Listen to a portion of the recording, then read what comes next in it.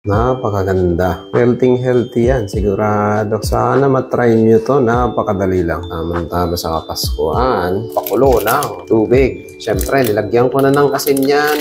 At ilalagay na natin ang ating pasta. Pakuluan ko lang to ng 8 minutes. Depende sa packaging, guys. Tignan nyo na lang at sundin nyo. Kasi doon nakadepende ang pagpapakulo nyo ng pasta. Lubog lang natin para maluto agad. Balikan ko kayo mamaya. Ayan, makalipas ang 8 minutes. Set aside lang natin yan. Kukuha lang tayo ng sabaw. Yan, mga sambasong sabaw. Pang palapot natin yan mamaya. Drain lang natin yan. Magpainit lang tayo ng kawali at lagay natin ang ating mantika ng tuna. Ang gamit ko nga pa ng tuna dito ay tuna in sunflower oil. Yan ang pinakang gagamitin nating mantika para syempre, di ba? Healthy at tipid din, di ba? Hindi ka nagagamit ng olive oil. Gagamitin ko rin yung mantika ng anchovy natin na sa lata. Mukha lang madaming oil yan, pero sakto lang yan. Ilalagay na rin natin ang ating garlic. Make sure lang na medyo madami ang ating garlic. Gisahin lang natin ito hanggang sa maging golden brown. Medyo matalsik nga lang talaga to kasi medyo may tubig yung mantika natin. Siyempre, ilagay na rin natin ang ating anchovies. Chinap-chop ko lang yan ng ganitong size. Unahin na natin yan para lalong lumasa. Optional lang ang anchovies. Kung wala kayo nito, pwedeng tuna lang. Pero isa kasi sa magpapasarap sa pasta mo, itong anchovies talaga. Lagay na rin natin ang ating tuna. Oops! Uy, galaglag ka.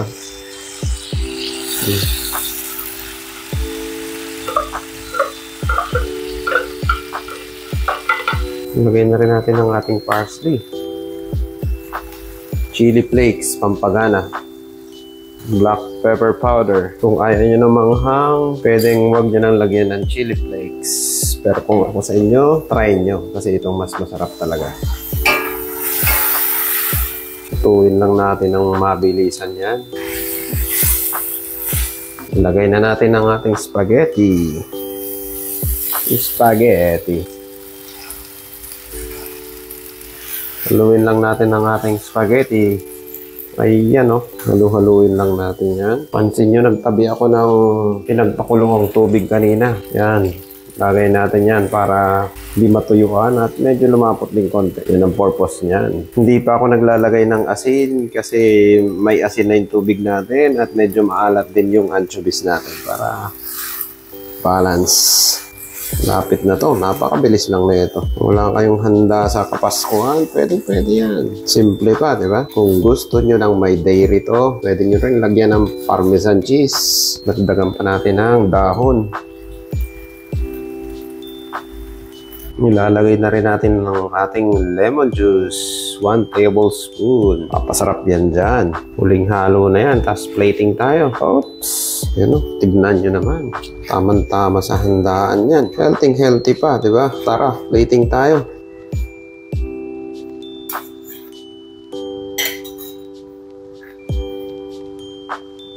Ayun o, kita nyo naman. Napakaganda. Healthy yan, sigurado. Sana matry nyo to. Napakadali lang. Tamang-tama sa Kapaskuhan. Or kahit pang weekend, birthday yan. Siyempre, pipiga natin ng lemon. Kahit nilagyan na natin kanina ng lemon, lagyan pa natin konti. Yan. Tikiman time na. Oops. Ayan o. Oops. Subo. Umukusok-usok pa. Oops. Laking subo. Perfect bite or halimaw bite. Try natin. Napakasarap. Simple lang siya. Naku. Ayan o. Healthy. Kung may bell pepper kayo, pwede nyo rin lagyan to. Sarap. Ba talaga nasa ng anchovies? Alam mo yung para siyang tuyo na boneless tapos sinahog mo dito. Napakasarap. Tapos medyo maanghang pa at maasim. Sana masubukan nyo. Ang full recipe nito ay nasa YouTube channel ko. My God, wag mo sana mapanood ng hating gabi to. Sarap. Napakasimple, napakadaling gawin. Kung nagustuhan mo ang videos na to, pa-like and share naman. At pa-follow na rin sa aking mga social medias, especially sa YouTube, TikTok, Instagram, Facebook, at sa lahat na rin. Siyempre, kaya na pang inintay nyo, luto na hanggang sa susunod na masarap na videos. Ayan na, maraming salamat.